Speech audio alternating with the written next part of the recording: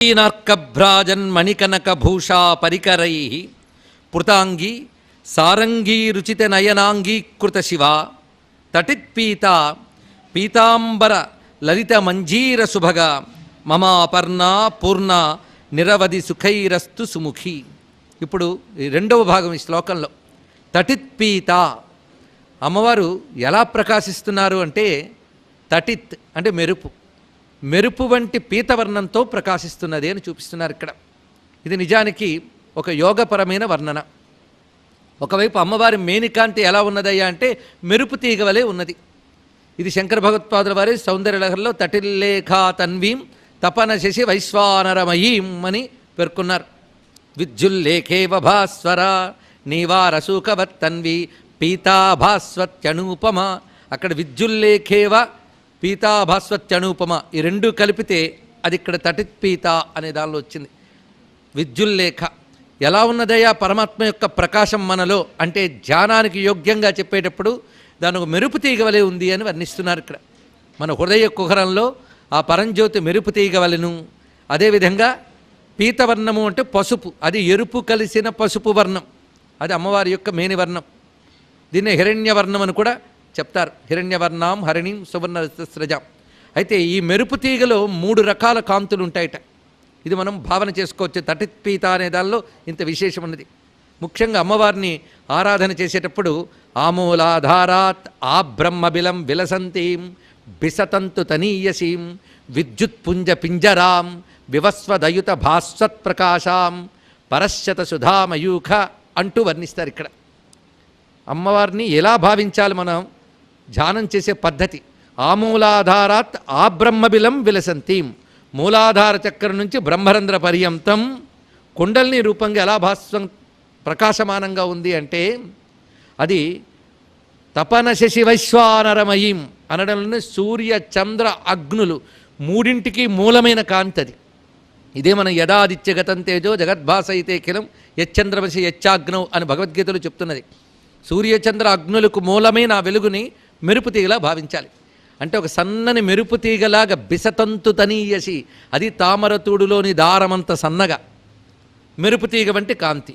ఆ కాంతిలో ఎలాంటిదంటే వివస్వదయుత భాస్వత్ ప్రకాశ, సమస్త జగత్తుని ప్రకాశింపజేస్తున్నటువంటి మహాతేజస్సుట. మనలో ఉన్నది అనూపమ. అనూపమ అంటే అత్యంత సూక్ష్మం. పీతాభస్వత్యనూపమ.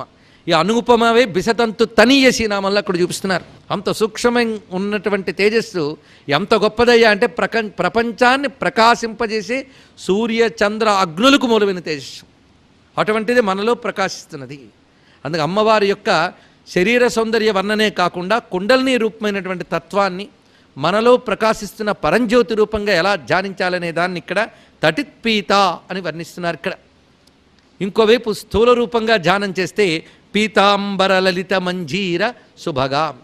తటిత్పీత పీతాంబర, అమ్మవారు అటువంటి మెరుపు వంటి కాంతితో ఉన్నారు.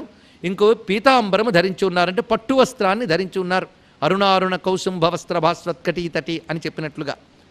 మంజీర సుభగా మువ్వల పట్టి ధరించి ఉన్నారు. అది మ్రోతమోగుతున్నటువంటి మువ్వల పట్టిని కాళ్ళకి ధరించి ఉన్నారు.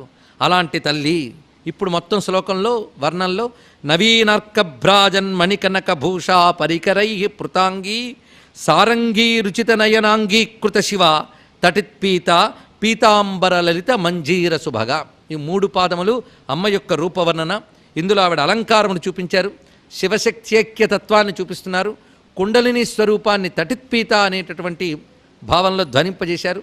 ఇలా అమ్మవారి యొక్క స్థూల రూప వర్ణన, శివశక్త్యాత్మకమైనటువంటి స్వరూపము, మరొకవైపు కుండలిని రూప తేజస్సు 3 చూపిస్తూ అటువంటి తల్లి మమ అపర్ణ పూర్ణ సుముఖి. ఇక్కడ అమ్మవారికి సంబంధించిన విశేషణాలు 3 కనబడుతున్నాయి. ఆవిడ అపర్ణ, అమ్మవారికి ఉన్న పేర్లలో అపర్ణ ఒకటి కదా. తర్వాత శ్లోకాల్లో ఇంకా దాని గురించి విశేషంగా మనం చెప్పుకోవచ్చు. అపర్ణ అయినటువంటి తల్లి పూర్ణ అన్నప్పుడు ఆవిడ సాక్షాత్ పరబ్రహ్మస్వరూపిణి, పురుషార్థప్రద పూర్ణ భోగిని భువనేశ్వరి అని చదువుతున్న లలితా సహస్రనామాల్లో. ఈ పూర్ణ అంటే పరిపూర్ణురాలు, అంటే పరబ్రహ్మస్వరూపాన్ని పూర్ణమనాలి, ఇంకా దేన్ని అనడానికి లేదు కదా. పూర్ణమద పూర్ణమిదం అనేటువంటి మంత్రం అంతా ఉపనిషత్ మంత్రం ఇందులో ధ్వనిస్తోంది, శాంతి మంత్రం. అందుకే అమ్మవారు పరిపూర్ణురాలు. తత్వత ఆవిడ పరబ్రహ్మస్వరూపిణి కనుక పూర్ణురాలు. ఇక ఆవిడ ధరించిన దివ్యమంగళ విగ్రహంలో ఎక్కడా లోపం అనేది లేదు గనక పరిపూర్ణురాలు. అలా కూడా కొంతమంది భక్తులకి సగుణ సాకార ధ్యానమే ఆనందంగా ఉంటుంది. ఇంకా కొంతమందికి సూక్ష్మమైన కుండలిని రూపమైన యోగ ధ్యానం ఆనందం కలిగిస్తుంది. మరికొంతమంది కేవలం జ్యోతిస్వరూపంగా అమ్మవారిని భావించడం, లేదా అసలు సగుణ సాకారం కాకుండా నిర్గుణ నిరాకారంగా భావించడం, ఎలా ఉన్నా అన్నీ ఇందులో ఉన్నాయండి. పూర్ణతత్వం అన్నిటికీ సరిపోతుంది.